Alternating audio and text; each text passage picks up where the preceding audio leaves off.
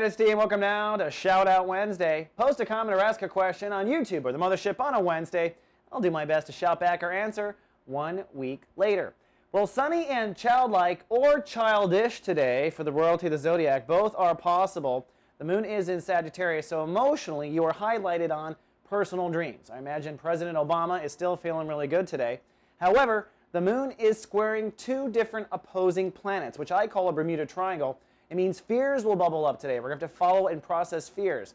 Now, the trigger is your heart and your inner child and your inner celebrity. Leos want to be fabulous. They just want to shine. They don't want to have any consequences. But there's fear between you shining and trusting the universe, represented by the Venus-Uranus conjunction in Pisces. And there's fear between you shining and whether or not you're worth it. That's the Saturn retrograde in the house of soul capital and self-esteem. And today, Your Majesty, it is time to eliminate fear. Now, the real spiritual work, I think, comes down to trust. Remember, I've said for a few days now, the Venus-Uranus conjunction means creative breakthrough when it comes to the way you trust yourself and the universe. It's the way you trust, the conditions that you trust under. That's the situation, not whether or not you'll get what you want, or whether or not you can pay for it, or whether or not the universe thinks you're amazing. It's whether or not you trust that you can pull it off, or you trust that the universe will provide. That is where there's creative breakthrough and real spiritual growth today.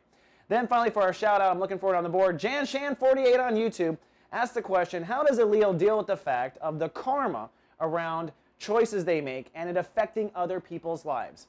Let me tell you, this is a common issue with Leos. Here's the reality, Your Majesty.